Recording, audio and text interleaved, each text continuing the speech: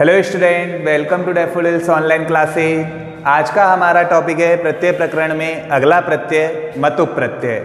मतुप प्रत्यय पढ़ाने से पहले मैं आपको ये बता देता हूँ कि अभी तक हमने कृत प्रत्यय पढ़े थे, आज हम पढ़ रहे हैं तद्धित प्रत्यय। तद्धित प्रत्यय के बारे में मैंने आपको प्रत्यय प्रकरण के टॉपिक में जो पहली वीडियो बनाई थी उसमें बता दिया था कि तद्धित प्रत्यय क्या होते हैं। आप एक बार फिर से सुन लीजिए। तद्धित प्रत्यय वे शब्द होते हैं, वे प्रत्यय होते हैं जिनका प्रयोग हम संज्ञा, सर्वनाम अथवा विशेषण इन शब्दों के बाद में करते हैं। कृत प्रत्यय वे प्रत्यय होते थे जिनका प्रयोग हम धातु के बाद में करते थे। तद्धित प्रत्यय वे प्रत्यय होते हैं जिनका प्रयोग संज्ञा, सर्वनाम अथवा विशेषण के बाद में किया जाता है। आइए तो उनमें हम सबसे पहला प्रत्यय पढ़ते हैं मतुप प्रत्यय। मतुप प्रत्यय के मैंने यहाँ पर कुछ उदाहरण लिखे हुए हैं जिन्हें आप पहले एक बार समझ लीजिए कि किस प्रकार से मतुप प्रत्यय का प्रयोग होता है। अयम शिशु बुद्धिमान अस्ति, यानी यह शिशु, यह शिशु, शिशु यानी होता है बच्चा, यह बच्चा या बालक बुद्धिमान अस्ति यानी बुद्धिमान है, यह बच्चा बुद्धिमान है। अर्थात बुद्धिमान शब्द के द्वारा शिशु की विशेषता बताई जा रही है कि शिशु जो है वो कैसा है, बुद्धिमान है, अर्थात बुद्धि वाला है।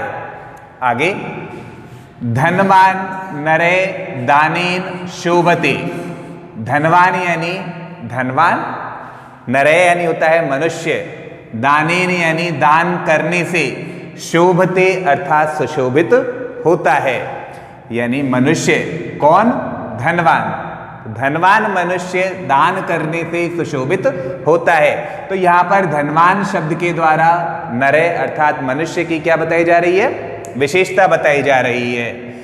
अर्थात धन वाला, धनवान यानी क्या होता है, धन वाला, जिसके पास धन है वो धन वाला हुआ। तो इस तरह से धनवान मनुष्य दान करने से शोभा पाता है या सुशोभित होता है। अगला है अयम वृक्ष है फलवान अस्ति, अयम वृक्ष है फलवान अस्ति, अयम वृक्ष है अर्थात यह पेड़ फलवान अस्ति यानी फल देने वाला है। यह पेड़ कैसा है, फल देने वाला है अर्थात फलवान है। तो यहाँ पर फलवान इस शब्द के द्वारा वृक्ष की विशेषता बताई जा रही है कि वृक्ष जो है वो कैसा है, फल देने वाला है। यहाँ पर देखो एक शब्द आया है मान, यहाँ पर आया है वान और यहाँ पर भी क्या आया है, वान।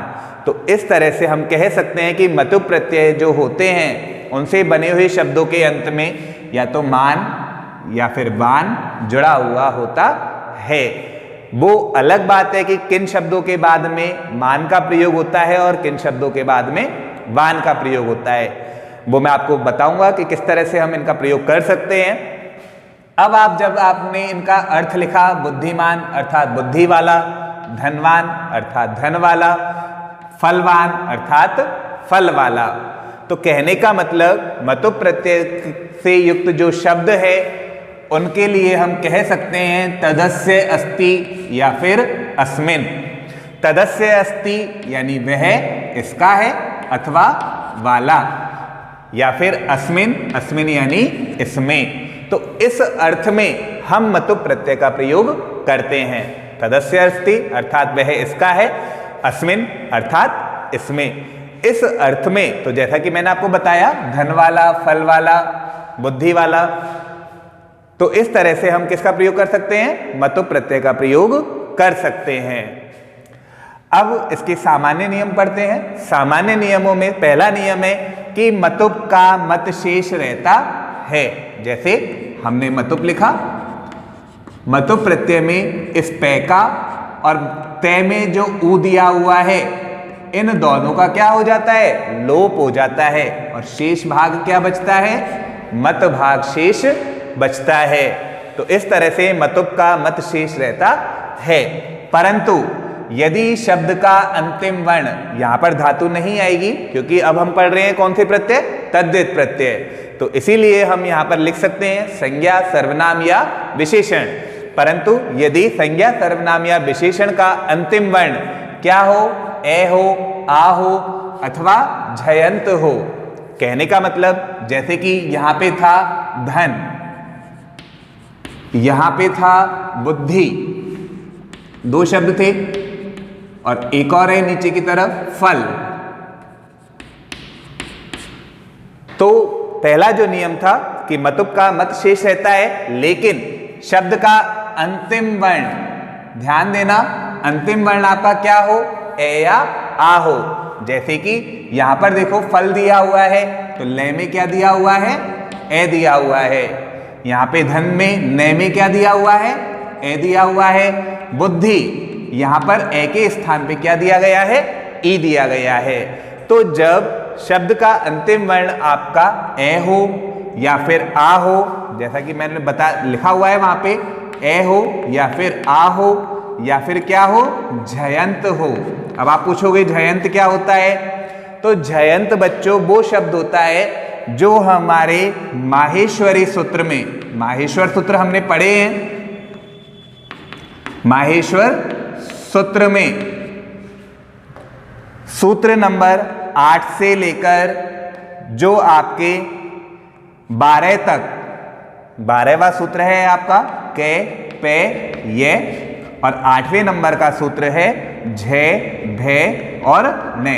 अर्थात झे से स्टार्ट होकर के जो ये पे खत्म होते हो वो क्या कहलाते हैं, आपके झयंत वर्ण कहलाते हैं। तो जैसे कि मैंने एक शब्द लिखा आपका विद्युत, जैसे मैंने एक शब्द लिखा क्या आपका विद्युत, जो कि आपके सूत्र नंबर 11 में आता है। यहां पर शब्द का अंतिम वर्ण ना तो ए है या फिर कोई और स्वर वर्ण नहीं है, बल्कि क्या दिया गया है, तय दिया गया है। जैसा कि मैंने आपको बताया कि शब्द का आपका अंतिम वर्ण या तो ए या फिर आ होना चाहिए, ए या आ, या फिर क्या होना चाहिए, झयंत शब्द होना चाहिए, झयंत वर्ण होना चाहिए।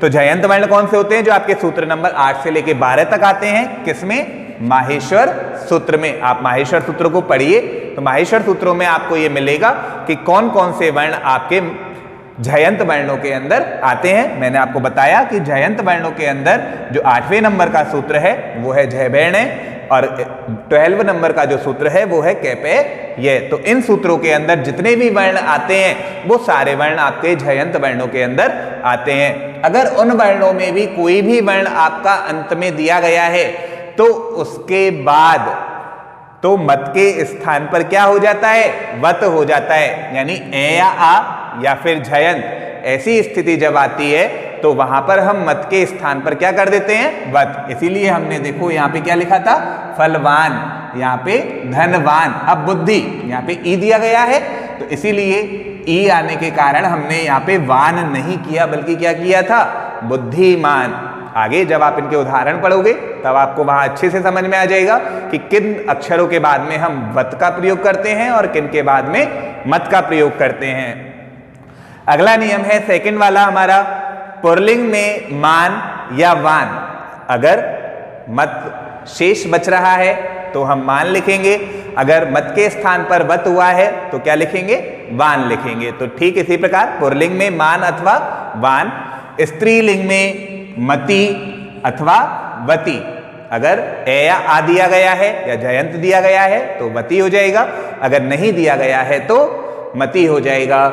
ठीक नपुंसक लिंग में मत या वत जुड़ता है। अगर आपको इतना सब याद नहीं होता तो आप ये भी याद में रख सकते हो कि अगर शब्द का अंतिम वर्ण ई या ई दिया गया है, अगर आपका शब्द का अंतिम वर्ण क्या दिया गया है, ई या ई, तो मत हो जाता है। तो क्या हो जाएगा, मत हो जाएगा। अगर इनके अलावा और कोई अक्षर दिया गया है, अगर इनके अलावा अन्य अक्षर वहां पर दिए गए हैं तो उनके स्थान पर वत हो जाता है। अब आप इसे इजीली याद कर सकते हो इस तरह से कि अगर ई या ई दिया गया है तो मत हो जाएगा, इनके दोनों के अलावा अगर शब्द के अंत में कोई और वर्ण दिया गया है तो वत हो जाता है। तो जो कि पुल्लिंग में मान या वान, स्त्रीलिंग में मति या वती और नपुंसक लिंग में मति या वत हो जाते हैं। यानी ये शब्द आपको देखने को मिलेंगे। हमने शानच प्रत्यय भी पढ़ा था, शानच प्रत्यय के अंदर भी वहां पर हमने पढ़ा था कि आन शेष बचता है जो कि मान में परिवर्तित हो जाता है। आन शेष बचता है जो कि मान में परिवर्तित हो जाता है। तो इसके अंदर दो अंतर है। पहली चीज, शानिच प्रत्यय का प्रयोग धातु के बाद में किया जाता है, जबकि मतुप प्रत्यय का प्रयोग संज्ञा, सर्वनाम या विशेषण के बाद में किया जाता है। आगे दूसरा जो अंतर है, यहां पर मान में जो न है वो कंप्लीट है, यानी न जो है वो पूरा है, जबकि मतुप प्रत्यय में जो मान आएगा वहां पर न में हलंत आएगा, अर्थात वो पूर्ण व्यंजन होगा, स्वर युक्त व्यंजन नहीं। तो इस तरह से हम यहां पर कर सकते हैं। तीसरा नियम है, मतुप प्रत्यांत शब्द विशेषण होते हैं। जैसे कि मैंने आपको बताया कि ये तीनों शब्द क्या है, विशेषण है, जो कि वृक्ष की, नर की और शिशु की क्या बता रहे हैं, विशेषता बता रहे हैं। तो मतुप प्रत्यय से युक्त जो शब्द होंगे वो आपके क्या होते हैं, विशेषण होते हैं। और इसी विशेष्य के अनुसार, यानी जो विशेष्य आपका यहां पर दिया गया है, शिशु, नर और वृक्ष, शिशु, नर और वृक्ष, इसी विशेष्य के अनुसार हम वाक्यों में लिंग वचन विभक्ति के अनुसार ही इसके रूप चलते हैं। यानी जो लिंग वचन विभक्ति इसके विशेष्य वाले शब्द में होगी, वही विशेष्य वाले शब्द के अनुसार हम मतुप प्रत्यय से युक्त शब्द को बना सकते हैं। आगे अगला नियम है, इसके रूप तीनों लिंगों में अलग अलग चलते हैं। जैसे पुरलिंग में भवत के समान चलते हैं, भवत के रूप चलते हैं भवान, भवन्तौ और भवन्ते। तो भवान के अनुसार ही यहाँ पे मान या वान का प्रयोग किया गया है। स्त्रीलिंग में नदी के समान चलते हैं, नदी के रूप चलते हैं नदी, नद्यौ, नद्य। तो यहाँ पर आपका मति या वति दिया गया है, क्योंकि यह प्रथमा के एक वचन के लिए ही दिए गए हैं। अन्य शब्द रूप आप अपने अनुसार बना सकते हैं।